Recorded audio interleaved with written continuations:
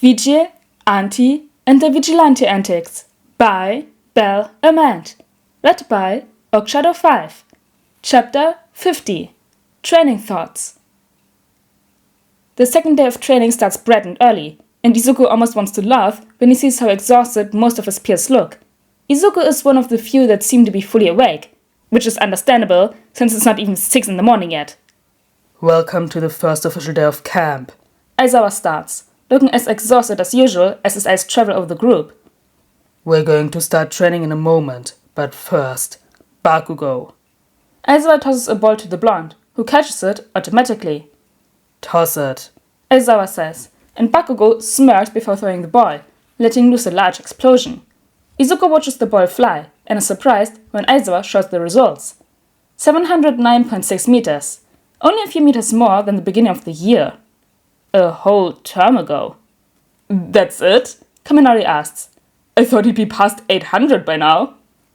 You all need to push yourselves beyond your limits in order to improve. The Pussycats have set up different training exercises for all of you. Aizawa explains, and then he sends everyone off to different stations. Izuku watches as everyone is dispersed, taking note of where they go. Bakugo is sent off to a giant barrel full of boiling water, apparently for him to submerge his hands in order to let out larger explosions. Uraka is put in some odd, clear ball that she has to float in while rolling down the mountainside. Tenya's training is for him to run around the mountainside for as long as he can without stopping, in order to strengthen his leg muscles. Tokoyami is sent off to a dark cave to battle with Dark Shadow for control, while Tsuyu will be climbing up a steep side of the mountain with nothing but a quirk to aid her. Shoto sits in another barrel of water, where he is supposed to alternate between giant bursts of ice and fire to work on temperature regulation. Kaminari is given a large generator, which he is supposed to send his quirk through to reach a new maximum in his power. Aoyama is sent off to a cleared out space in order to shoot off his naval laser over and over, and Jiro and Ashido is sent to a spot by the mountain where they work to destroy the rock before them. Koda screams in the distance, running through vocal exercises in an attempt to increase his range.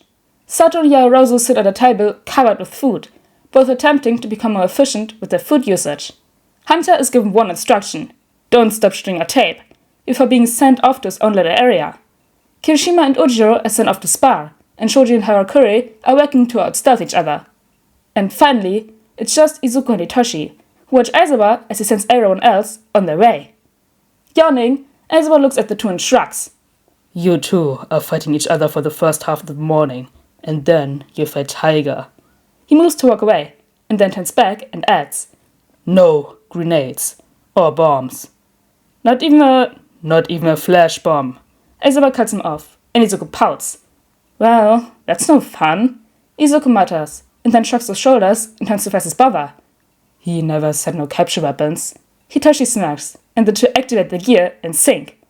Izuku thinks that training will be fun.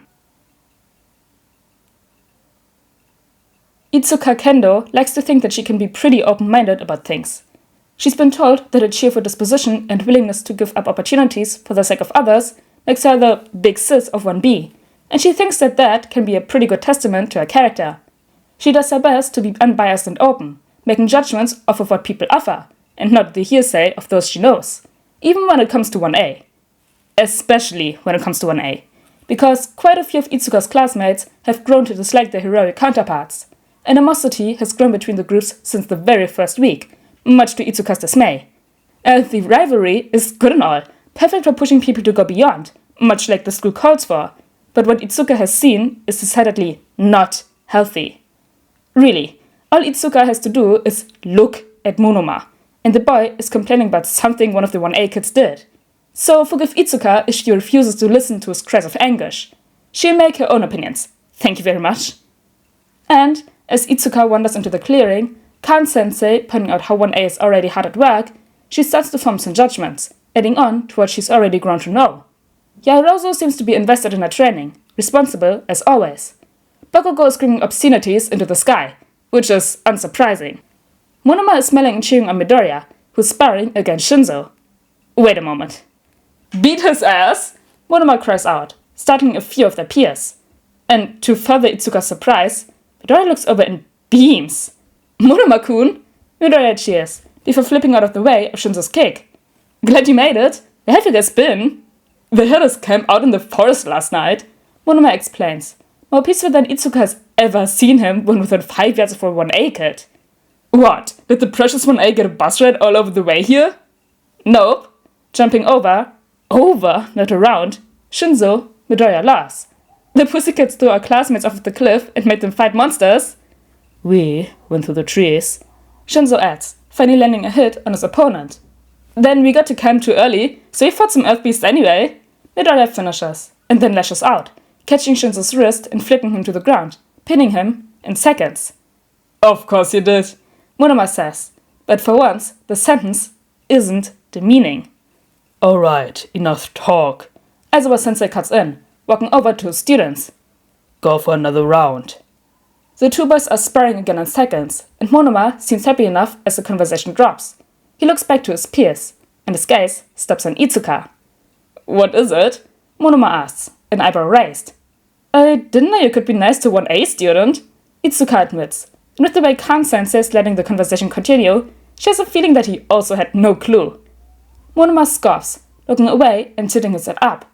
Rolling his eyes, the bronze says, Midoriya-kun doesn't count. He's not like the other 1A kids. With a shrug, Monoma adds, Shinzo's okay too, I suppose. Right, Kan-sensei says after clearing his throat. Well, let's get to work then. There's no time to waste. From the time that the teacher splits them up, through the training that follows, to the end of the day, Itsuka keeps an eye on the boys. Not with her entire focus, of course, because she's here to train first and make character judgments second. But she keeps them in mind, watching them in the corner of her vision when she can. And as she does this, she notices things. Little things, like how Midoriya and Shinzo seem exceptionally close. Itsuka can't recall a time that they've ever been apart, and this becomes apparent when the first time they separated is a spar with one of the pussycats. And even then, the other is nearby, working out not far away. If Itsuka had to make a comparison, she'd say they remind her of how Kaibara and Tsuburaba always have each other's back. Itsuka also notices how the boys seem to be well liked by their peers. Well, there are some who seem to be a little, off around the duo, such as Bakugo, who scowls whenever Midoriya and Shinzo come close, but only frowns if it's just Midoriya, and Uraka, who seems to lose momentum whenever she passes Midoriya. The majority seems to be in favor of the green and purple boys.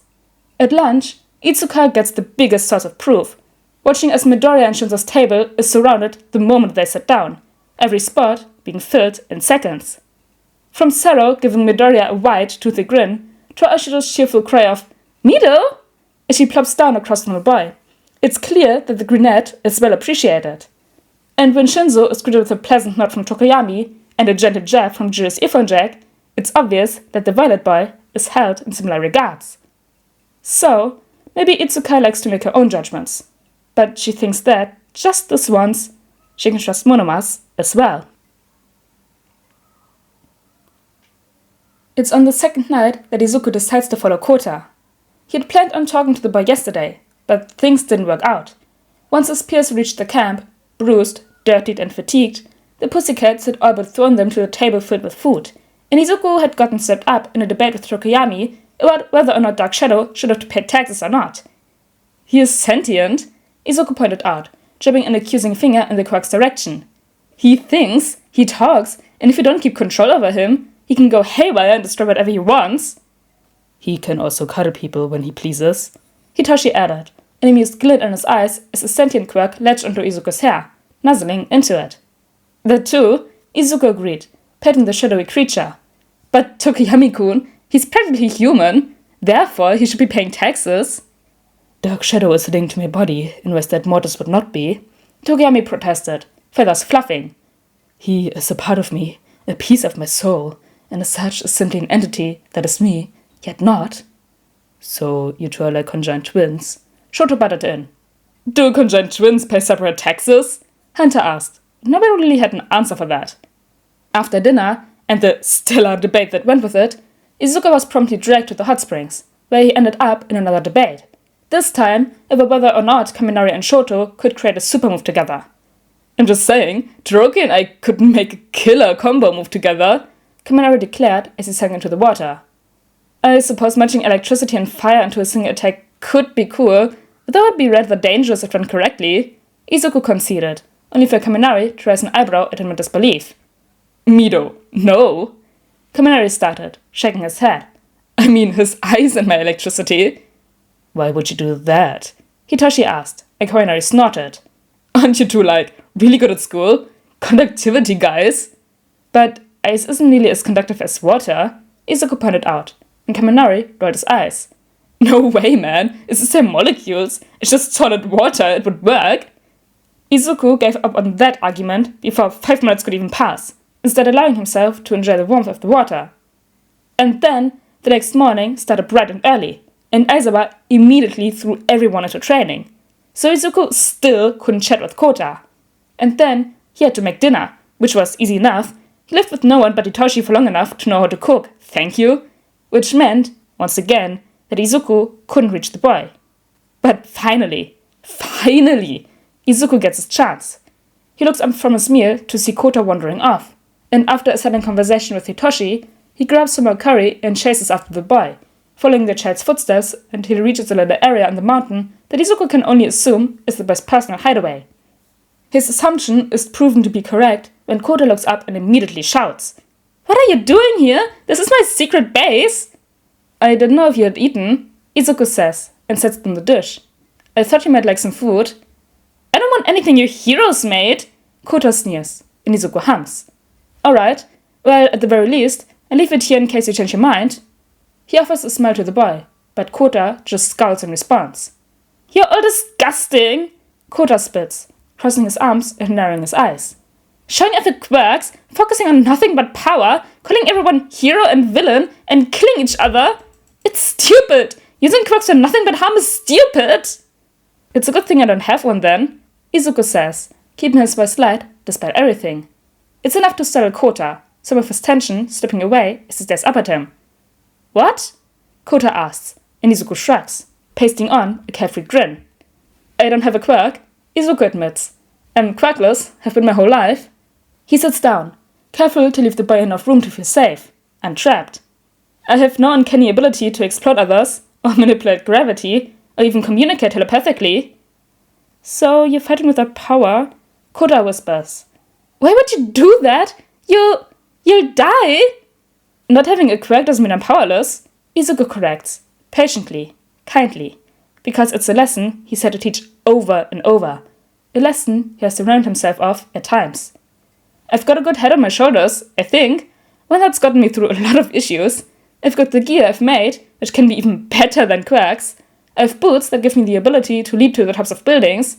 I've made a staff that can emit electricity, and have a scarf-like weapon that lets me bind up enemies so they stop hurting others.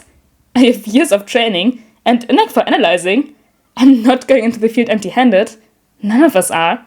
We're training so we can succeed, so we can save others. But you might die, Kota points out, tearing up. And Izuku won't lie to this boy. Won't pretend that this boy deserves anything but the truth. He can't do that to Kota, who's just like he was, and is far too familiar with the cruelties of the world.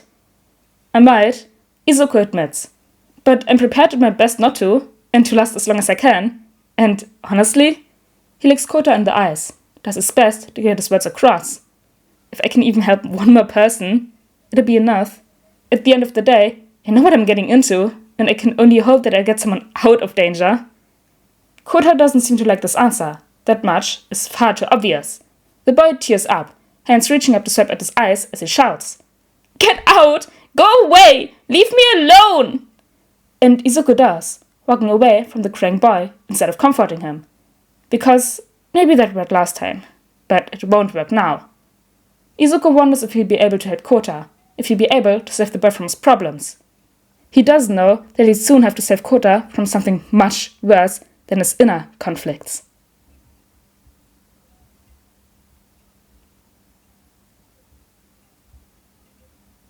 We got to see the first real day of camp and the conversation with Kota.